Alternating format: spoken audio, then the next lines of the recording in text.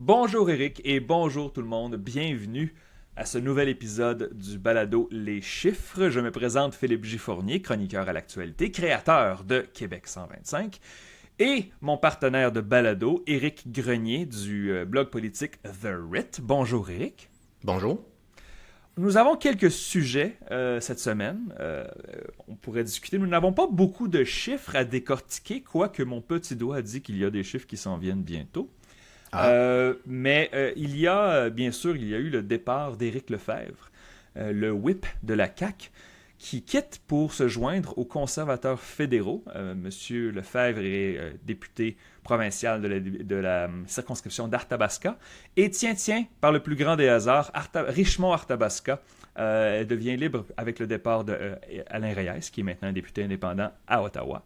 Ça tombe bien. Ça tombe bien. Alors, est-ce que tu as des impressions? Est-ce que tu crois que la CAQ et le Parti conservateur fédéral pourraient devenir des vases communicants au cours des prochains mois, au cours de la prochaine année? Il y avait un reportage qui dit qu'il y avait des autres caquistes qui sont peut-être, ils pensent un peu de leur futur, de l'avenir politique. Est-ce que ça va être plus prometteur au niveau fédéral qu'au niveau provincial?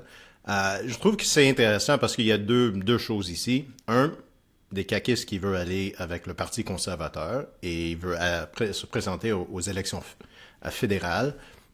Et deux, que les conservateurs sont attrayants pour les caquistes. Et au moins une portion de la CAQ, parce qu'on sait que la CAQ, c'est une coalition.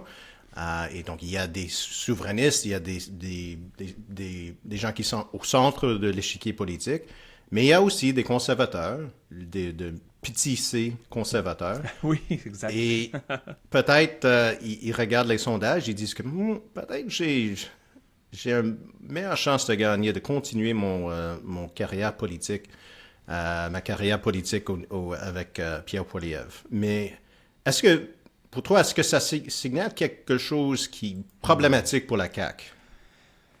C'est que le comté d'Arthabasca était un des meilleurs comtés pour la CAQ. Je pense que M. Lefebvre avait eu plus que 50%, 55% même du vote. J'aurais même envie de dire 60%, je devrais vérifier. Mais M.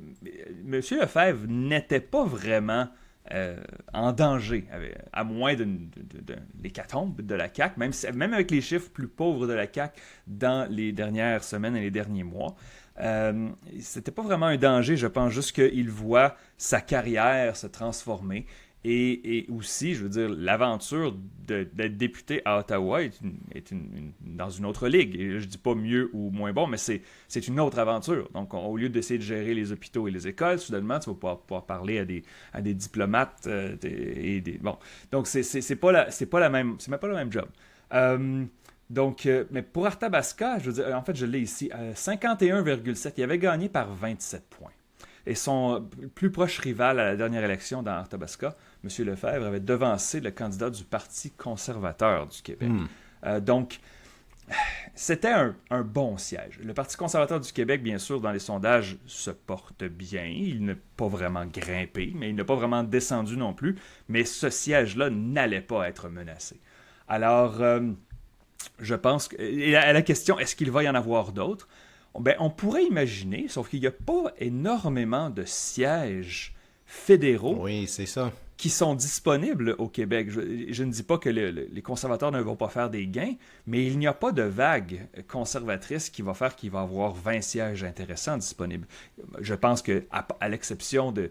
Les députés présents devraient rester. M. Reyes avait quitté le caucus quand M. Poilievre avait gagné. Peut-être, bon, on regarde Trois-Rivières, mais je pense qu'ils ont déjà l'ancien maire de Trois-Rivières va se présenter. Peut-être un à Chicoutimi qui pourrait être intéressant. On ne sait pas si monsieur Martel, merci, l'ancien coach de hockey, on ne sait pas s'il va se représenter. Mais encore une fois, c'est ça, il n'y a pas beaucoup de chaises disponibles. Je pense qu'il y a plus de personnes qui dansent que de sièges qui sont disponibles.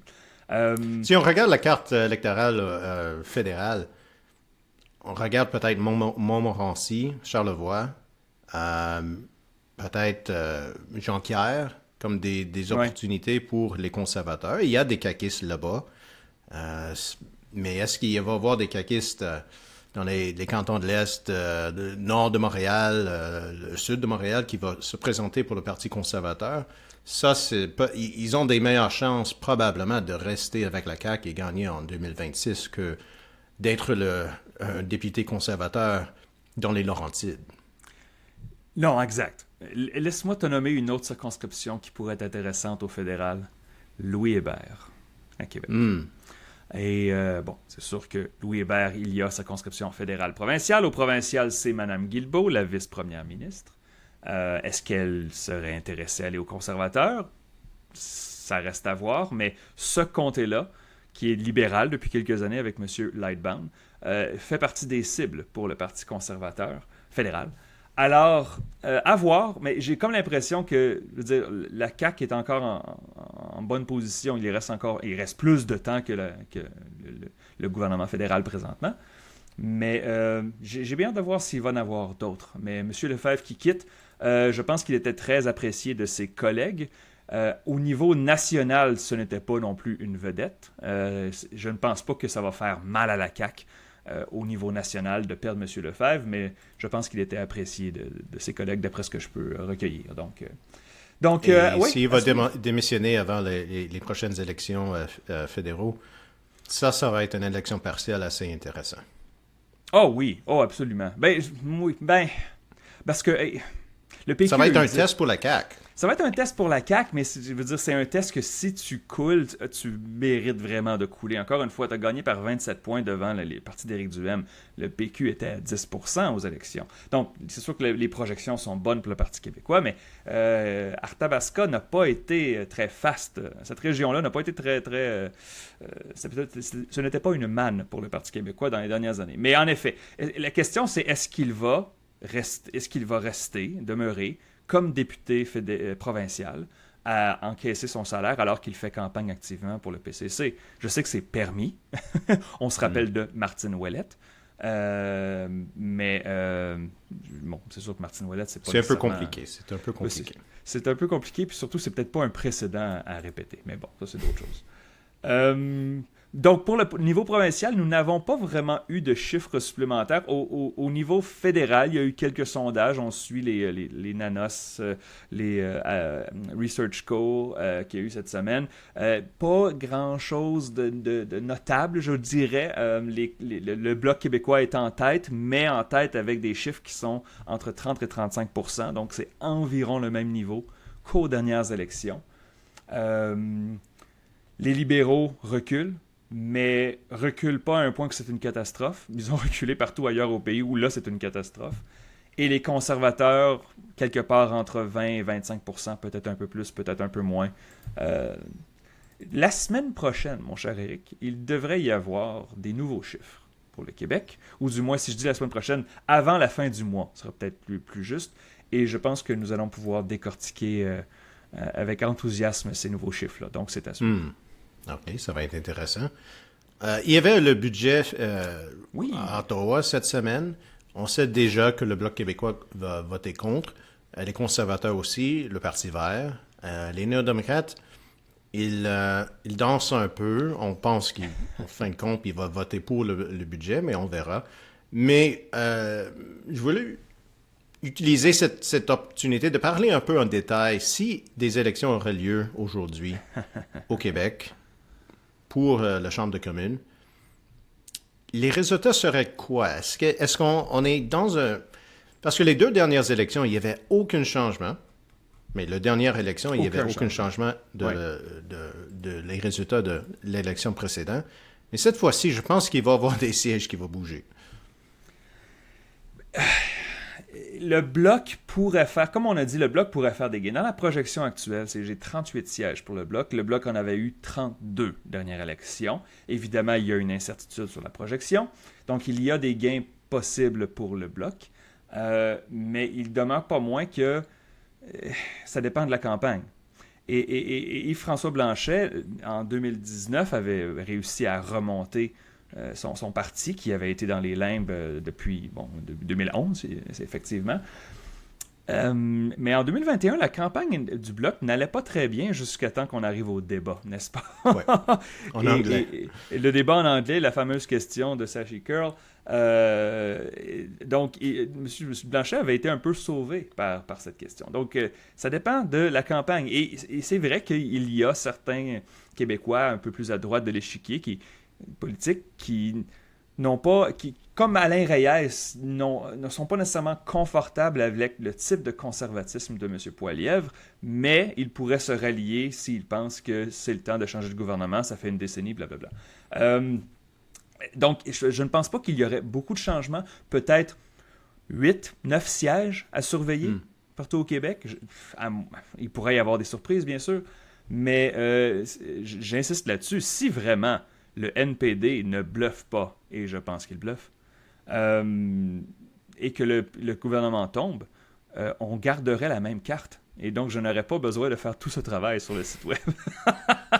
Au moins, il peut attendre jusqu'au mardi. C'est ça, c'est mardi prochain. C'est mardi. Je pense pas que le vote... est-ce que le vote va être cette semaine? Je pense que non. Probablement. Je sais pas. J'avoue que j'ai vu des informations qui sont contradictoires là-dessus, mais c'est sûr qu'on embarque dans la nouvelle carte. Là. D'ailleurs, je suis préparé pour ça, pour ceux qui demandent la question. Je suis préparé pour ça. J'ai travaillé très, très fort là-dessus parce que ça semble simple, mais pour que le site web puisse avoir une certaine continuité, lorsqu'on regarde les chiffres fédéraux, je dois transférer de cartes et c'est juste du code. Mais je ne veux pas emmerder les gens avec ça. Là, mais la nouvelle carte a un certain avantage pour le Bloc. Et je pense qu'avec la nouvelle carte, c'est ce qui pourrait changer le plus. Le Bloc a 2 sièges de plus presque assurés. Et donc, avec une bonne campagne, on est capable d'imaginer le Bloc monter jusqu'à 40 sièges. Et pour la première fois, le Bloc pourrait obtenir le plus de sièges au Québec depuis 2008. Ça fait longtemps, hein? 2008, wow.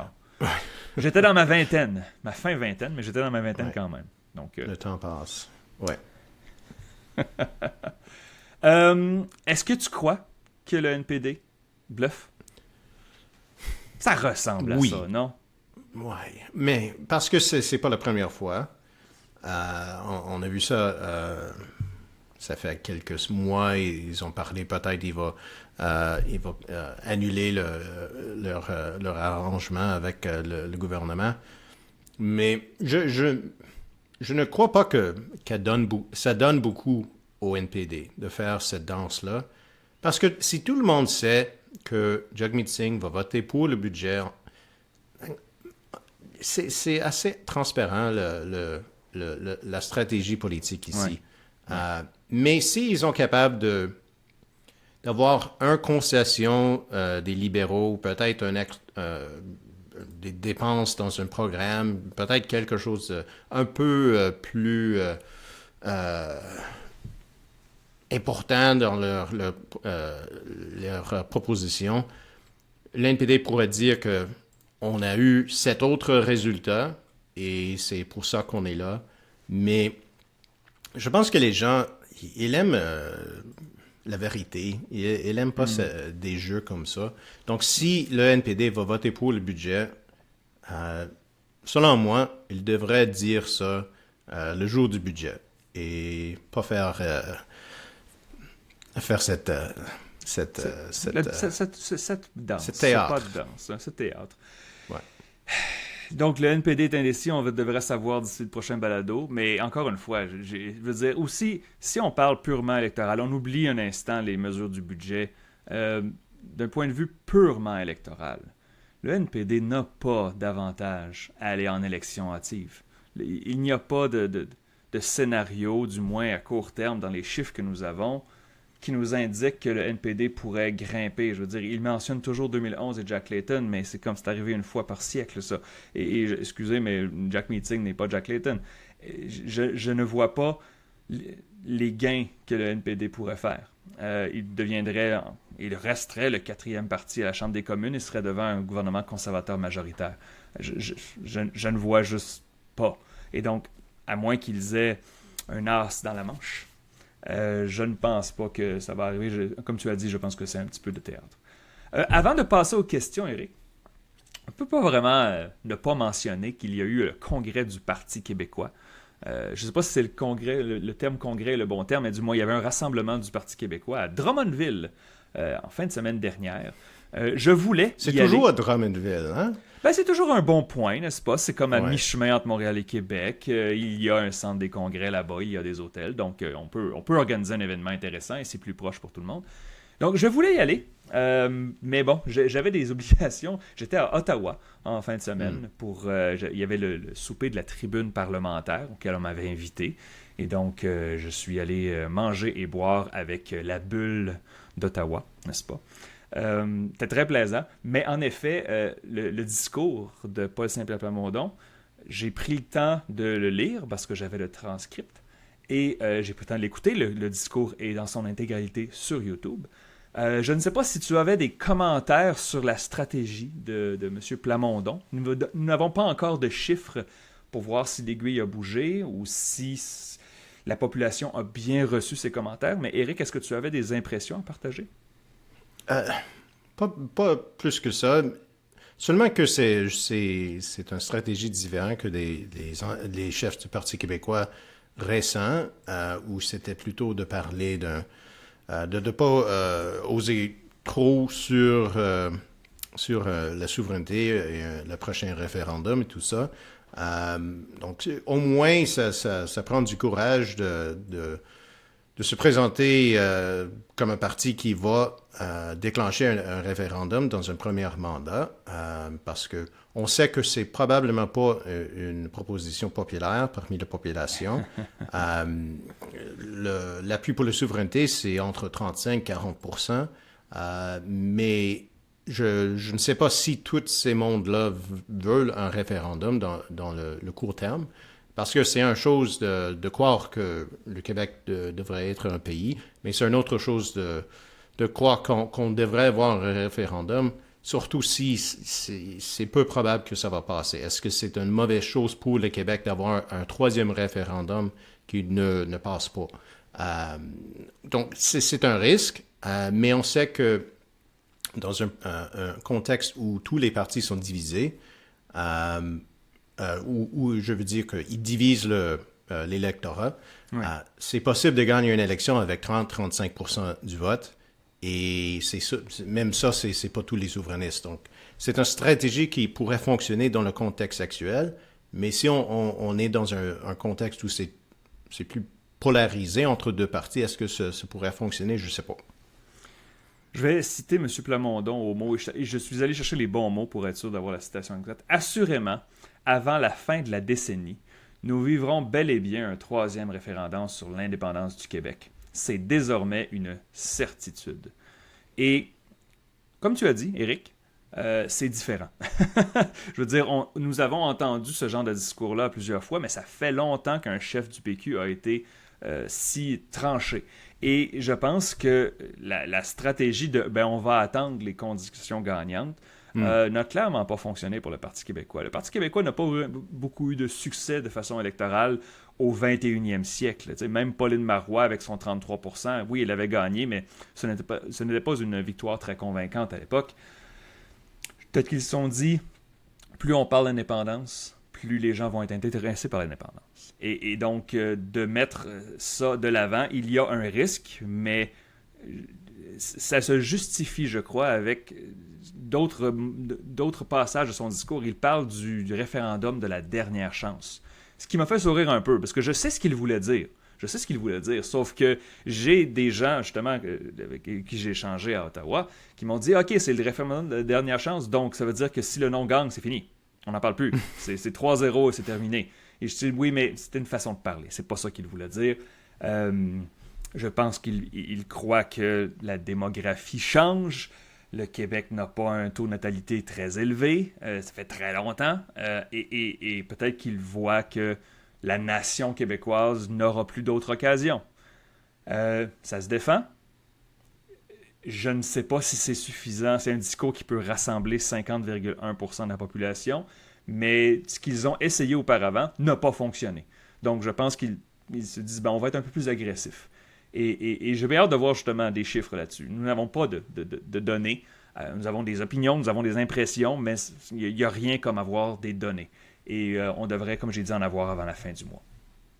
Mais c'est un discours qui pourrait fonctionner pour les membres du parti, des souverainistes, donner un peu d'énergie, de dire que il faut qu'on déclenche un référendum dans les prochaines années parce que c'est le référendum de la dernière chance. Mais comme tu as dit, je ne sais pas s'il y a il y a un Québécois qui dise que ben, je vais attendre le prochain référendum avant que je vais voter oui. Si c'est vraiment le référendum de la dernière chance, c'est cet référendum que je devrais voter oui, ok. Je ne vais pas attendre le prochain. Je ne sais pas s'il y a quelqu'un qui va dire que ok, oui, à cause de ça, je devrais voter oui.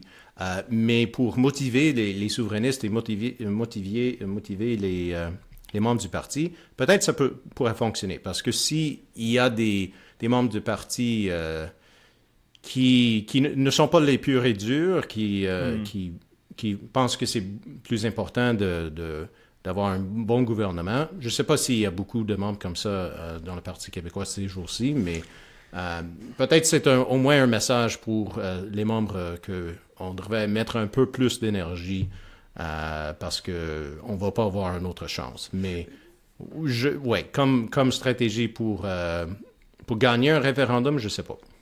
Mais l'argument qu'il faut énergiser la base, je veux dire, je pense que c'était vrai quand le PQ était à 15% dans les sondages. Là, tu es à 33, 34. La base est énergisée. Maintenant, il faut que tu grandisses la base. Mais bon, à voir. Je ne sais pas trop quoi penser. Des données fraîches sur le sujet vont m'aider à mieux comprendre ce que les Québécois pensent parce que, honnêtement, personne ne le sait avant d'avoir des données. Éric, est-ce que tu voulais passer aux questions des auditeurs? Oui. Un petit changement cette semaine. Nous voulons offrir à nos membres, aux gens qui sont membres du balado sur Patreon, un petit extra. Et donc, nous allons répondre à une question qui nous a été parvenue par nos auditeurs, mais nous allons garder un segment qui va être pour les membres seulement. Alors, commençons. Donc, on a Samy sur le Discord qui demande « Que pensez-vous va être l'impact du discours de PSPP sur les prochains sondages? » On vient d'en parler, mais si tu avais un petit pari à faire, est-ce que le prochain sondage, avec un tel discours qui a été fortement médiatisé, il n'y a pas beaucoup de Québécois qui n'ont pas entendu parler de ce discours à ce point-ci, est-ce que le PQ est en hausse? Est-ce qu'il continue d'arracher des souverainistes aux autres partis, à la CAQ, à Québec solidaire? Ou est-ce que ça pourrait plafonner un peu et peut-être rééquilibrer, peut-être un PQ, je ne sais pas moi, à 28 ou 29% au lieu de 33-34%? Si tu avais une impression, un pari à faire. Et j'ai vu, il y avait beaucoup de critiques, des commentaires de M. Saint-Pierre Plamondon, surtout pendant ses réponses aux journalistes. Il y avait ce commentaire sur les déportations et des exécutions qui était un peu difficile à comprendre dans le contexte de Justin Trudeau. Et il y avait des articles sur ces commentaires-là. Donc, je pense que la réaction était un peu négative. Donc, je serais surpris si ça va aider le Parti québécois. Mais en même temps, quand on parle d'un parti, quand on parle d'un chef de parti, ça aide, ça pourrait aider aussi. Hein? Donc, je ne sais pas si ça va aider ou non le Parti québécois, mais je suis très intéressé de voir les chiffres qui apparemment vont être publiés dans les prochains jours, prochaines semaines. Bientôt, avant la fin du mois.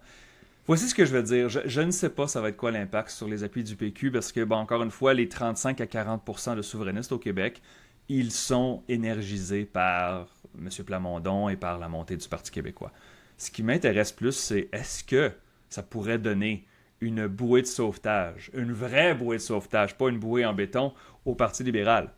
Le Parti libéral qui, encore une fois, doit se mordre les doigts, se mordre les lèvres à ne pas avoir de chef encore pour une autre année. Une année complète dans le calendrier, pas de chef pour le Parti libéral, alors qu'il y aurait une certaine défense à faire. Le Parti libéral pourrait utiliser ce discours-là, pourrait utiliser le contexte actuel pour mousser ses appuis.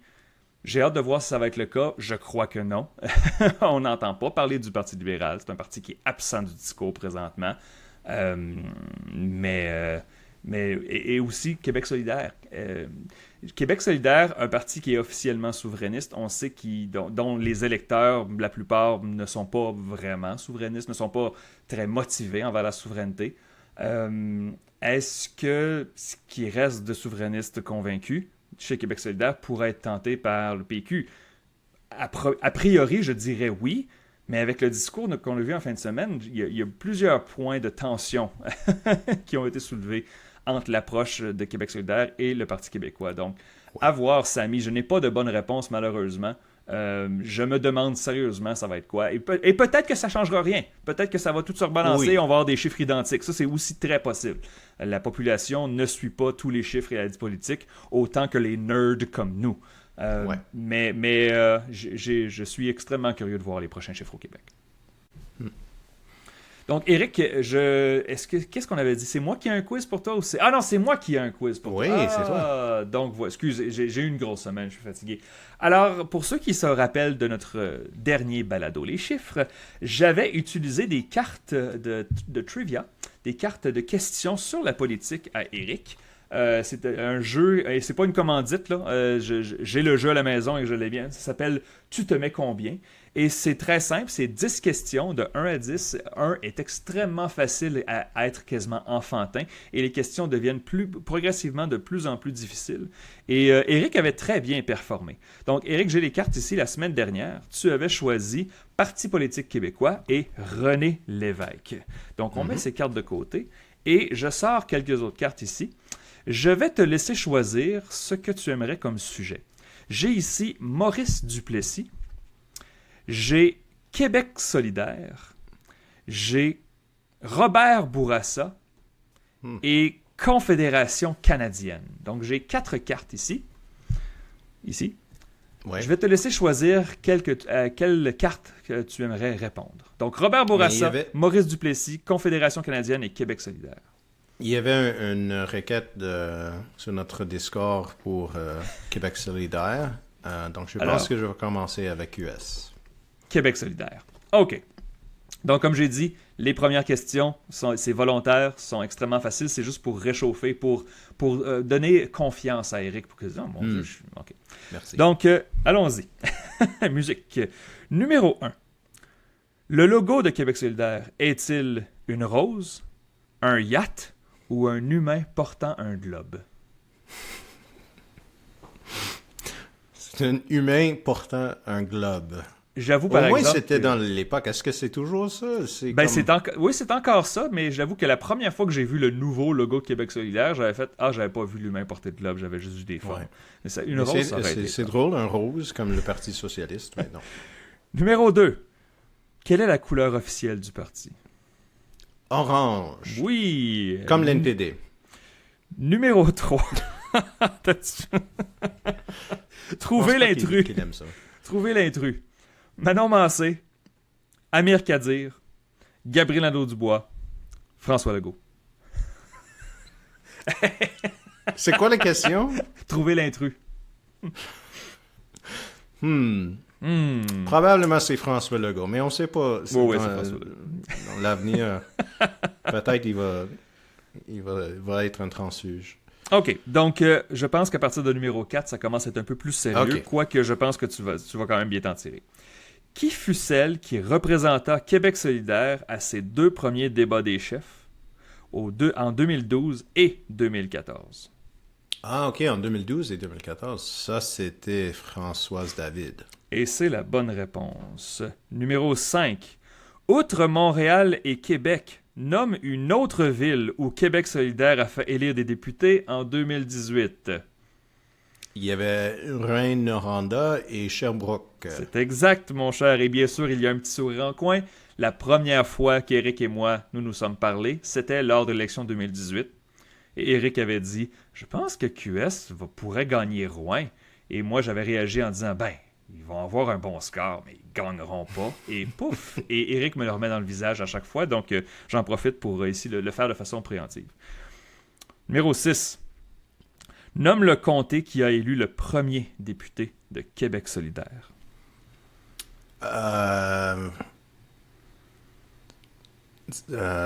C'est... Gouin était Françoise David, donc je pense que c'était Mercier. Et la bonne réponse, c'est Mercier. Ok. C'était Amir Kadir en 2008. Numéro 7.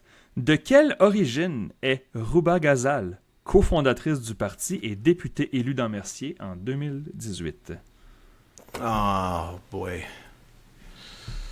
Là, tu pourrais offenser beaucoup de personnes si tu te trompes. Oui. C'est possible. Elle n'est pas palestinienne? Ça dit ici libanaise. Ah oui, ok, c'est libanais. Mais Ouais, c'est vrai ok. que c'est géographiquement, je connais un peu ma carte, c'est vrai que c'est proche. Ok. Oui, Ben, merci. c'est dire, merci géographiquement, c'est proche quand même. Mais oui, c'était Mais c'est entre pas la ces même deux-là. chose. C'est pas la Ok. même chose. Numéro 8. Nomme les deux partis politiques qui ont fusionné en 2006 pour créer Québec solidaire. Ah, c'était option citoyenne. Est-ce que c'est ça? Moi, je dis rien, il y a deux partis. C'est une partie. Et l'Union des forces progressistes? C'est exactement ça, mon cher. Ok. Donc, l'option citoyenne et l'UFP, l'Union des forces progressistes. Et l'UFP était une coalition de plusieurs partis, y compris l'ancien néo-démocrate et qui était, je pense, le Parti socialiste en 2003 ou l'an où c'était la création du UFP. Et il y avait aussi le Parti communiste. Mais qui existe encore, cependant, non? Ou, Oui, donc, peut-être. peut-être que je me trompe avec marxiste-léniniste. L'extrême gauche qui divise le vote, je sais, c'est pas très bon pour eux, mais Non. sais-tu quoi? Je vais vérifier ça parce que ça m'intrigue. Numéro 9. Éric, quel était le slogan du parti aux élections de 2014? Oh mon Dieu, je sais pas. Tu sais pas? Non. C'était Aucune idée. Je vote avec ma tête. Ah, ok. J'avoue que je ne m'en rappelais pas de celle-là. Mais Non, moi non 2014, plus. c'était pas la meilleure élection. C'est l'élection qui a fait que Mme Massé a été élue dans Schlaga Maisonneuve. Non, pas la Schlaga Maisonneuve. Dans Sainte-Marie-Saint-Jacques, pardon. Mhm. Non, je ne vais pas offenser ici. Et numéro 10, la dernière est la question est ce qui est jugé par le jeu la plus difficile. Quel défunt cinéaste québécois appelait l'ancienne porte-parole de Québec solidaire du surnom de Mère Teresa David? J'ai même pris l'accent. Je sais pas, Falardeau. Pierre Falardeau est la bonne réponse. Mère Ah, ok. Teresa David. Donc, je pense que tu as eu 8 sur 10? Non, tu as eu 9 sur 10. Ah non, tu as eu Non, 8 sur 8. 10. Tu as dit Ouais. palestinienne au lieu de... OK. Très bien. On va faire une deuxième carte. Maurice Moi, Duplessis. je vais faire Maurice Duplessis. Tu veux faire Maurice Duplessis? Ouais. Parfait. Tu vas avoir Maurice Duplessis. OK. 10 questions. Encore une fois, les premières sont... Je pense que ça va être un peu Facile. difficile. J'ai pas lu un livre sur M. Duplessis. Numéro 1. Dans quelle province est né Maurice Duplessis? Québec, Ontario, Nouveau-Brunswick. Québec. Fantastique. C'est une petite question piège ici. Hein? Ouais. Numéro 2. En cumulant ses années au pouvoir, Duplessis a été le premier ministre québécois dont le règne fut le plus long de l'histoire. Est-ce vrai ou est-ce faux? Ça, c'est vrai. Pour l'instant, c'est vrai. Absolument. On ne sait pas, M. Legault pourrait faire un 4e et 5e Hey, mandat. j'ai vu aujourd'hui qu'il va se représenter en 2026. T'as vu ça aujourd'hui? Oui. OK. Parce que j'avais vu cette nouvelle-là en novembre, quand on lui avait posé la question après les premiers sondages qui plaçaient son parti en deuxième place. Mais tu sais, il n'a pas vraiment le choix de dire ça, n'est-ce pas? Non. Donc, il peut encore changer d'idée. Je veux dire, il y a aussi des nouvelles ce matin dans le Globe and Mail qui paraît que M. Leblanc serait intéressé par le poste de premier ministre, le chef du Parti libéral du moins. Donc, on va revenir à ça. Mhm. Numéro 3. Quel fut le parti politique de Maurice Duplessis? Le Parti québécois, le Parti libéral, l'Union nationale ou le Crédit social? Ah, c'était l'Union nationale. Il aurait trouvé sa place dans le Crédit social, cependant. Mais oui, en effet, c'était l'Union nationale. Numéro 4. Quelle institution appuyait toujours Duplessis à chaque élection, lui permettant de dire « Le ciel est bleu, l'enfer est rouge » pour influencer l'électorat? C'était l'Église catholique. L'Église catholique est la bonne réponse. Numéro 5. Comment fut surnommée sa célèbre loi empêchant tout bâtiment sur rue de servir de lieu de propagande à des fins communistes? Ah, c'est le loi... En anglais, c'est un padlock. OK. Mais tu as bel et bien le bon mot. Est-ce que tu sais c'est quoi mais en en français, je me souviens pas le mot. Ben, je vais te donner un demi-point, parce que c'est la Ok. loi du cadenas. Un cadenas. Mais c'est bel et bien un padlock en anglais. Donc, je te donne le point. Numéro 6. À force de rester au pouvoir pendant 15 années consécutives, quel surnom reflétant la stabilité de son statut de dirigeant Duplessis s'est-il vu attribuer? Le chef? Le chef! Le chef est la bonne réponse. Le chef. Numéro 7. Qui interprétait le rôle de Duplessis dans la série télévisée du même titre en 1978? Une excellente série, en particulier pour l'époque, que je conseille à tout le monde de trouver. Il y a des DVD, des VHS, tout ça. La série Duplessis est excellente. Je connais le série et probablement quand tu vas dire le nom, je vais reconnaître le nom, mais je me souviens pas. C'était Jean Lapointe. Jean Lapointe qui avait fait l'imitation. Pas l'imitation, il avait joué Maurice Duplessis, mais il avait travaillé très fort sur l'accent. Trois-Rivières. Numéro 8. Je peux pas imiter les voix. Numéro 8. Quelle contribution importante est-ce que Maurice Duplessis a apporté au Québec le 21 janvier 1948? Le drapeau? C'était la première fois que le drapeau du Québec flottait au-dessus de l'Assemblée nationale. Exact. On est rendu au numéro 9. Maurice Duplessis avait officiellement 2 noms de famille. Quel était son deuxième? Je sais pas. Moi non plus, j'en avais aucune idée. Le Noblet. OK. Ah oui, ok, oui. Tu le savais, toi? Ouais. J'avais entendu ça. Quel autre chef d'État partage la même date de naissance que Duplessis à 1 année de différence? Donc, le même anniversaire à 1 année de différence. Ça, c'est numéro 10, c'est la question jugée la plus difficile. Mais c'était quoi son date de naissance? Je sais pas. Mais, sais-tu quoi? C'est un très bon indice. Je vais vérifier pendant que tu réfléchis. Ok. Maurice Duplessis. Quelle était la date de naissance de Maurice Duplessis? Il est né le 20 avril. Oh, 420. Ah. Il est... Donc c'est Adolf Hitler. C'est Adolf Hitler. Et quand même intéressant d'avoir choisi ça pour le jeu, d'avoir choisi la date de naissance. Ouais. Mais OK, peu importe. Maurice Duplessis est né le 20 avril 1890 à Trois-Rivières. Donc, bravo Eric, encore une fois, une très bonne performance. Ça, c'était un peu plus difficile. Mais j'aime ce jeu-là parce que c'est vrai, ça commence bien, t'as un peu de confiance et après ça, il y a une question où c'est ouf, ok, non. Je suis dans le trouble. Mais merci beaucoup, Philippe. Ça fait plaisir. Je pense qu'on va retourner à ce jeu-là parce que à quelques reprises. Je veux dire, on a plusieurs formats de quiz et là, vous allez dire, certains vont dire que c'est un peu paresseux de prendre des cartes d'un jeu, mais le fait, c'est que c'est plaisant et c'est léger et on s'amuse. Donc, on fait ce qu'on veut. Hein? Bon, parfait. Ben oui. Ton chiffre de la semaine, Eric? C'est 48%. OK. C'était le taux d'approbation pour Yves-François Blanchet au Québec, selon un sondage de ResearchCo qui a été publié cette semaine. Selon le sondage, au Québec, le taux d'approbation pour Yves-François Blanchet est le plus haut de tous les chefs, mais c'était assez serré. Jagmeet Singh, c'était 47%, que je trouve un peu haut. Justin Trudeau, c'était 46%, et Pierre Poilievre, c'était 34%. On a vu souvent avec ce ferme-là que des fois, le taux d'approbation des chefs est un peu plus haut qu'on voit que dans les autres sondages, mais comparé tous les chefs, je trouve ça intéressant.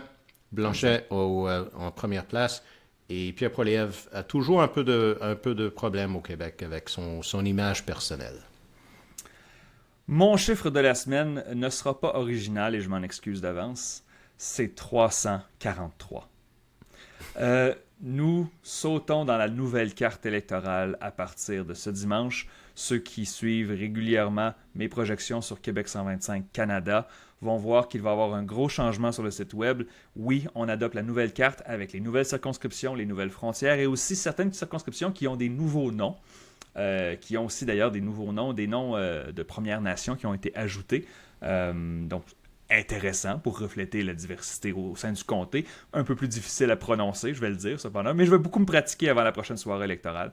Donc, en fin de semaine, on change à 343 circonscriptions au niveau fédéral, dont 78 toujours au Québec. OK, Et ça va être intéressant. Oui, absolument. Ça Et va être il y a intéressant beaucoup de... J'ai vu au Québec, il y a beaucoup de comtés avec des noms qui sont assez longs. Exact. Ouf, Côte-du-Sud, Rivière-du-Loup, Castro, Mic, Témiscouata.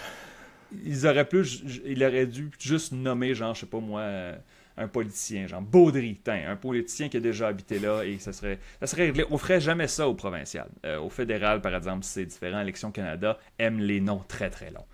Merci beaucoup, Eric. Ce sera tout pour cet épisode du Balado Les Chiffres. Merci beaucoup tout le monde. Si vous voulez nous appuyer dans cette aventure, nous vous invitons à visiter le www.leschiffres.ca et pour vous abonner au Balado. Avec un abonnement, vous avez le balado de façon hâtive, vous l'avez avant tout le monde. Ensuite, vous pouvez nous envoyer vos questions, vous pouvez nous envoyer des sujets, des idées de sujets et des suggestions de qu'est-ce qu'on pourrait décortiquer comme chiffres. Et bien sûr, c'est aussi pour nous encourager dans ce projet que Eric et moi apprécions énormément. Donc, je m'appelle Philippe J. Fournier de Québec 125. Je vous remercie tout le monde. Merci pour votre support.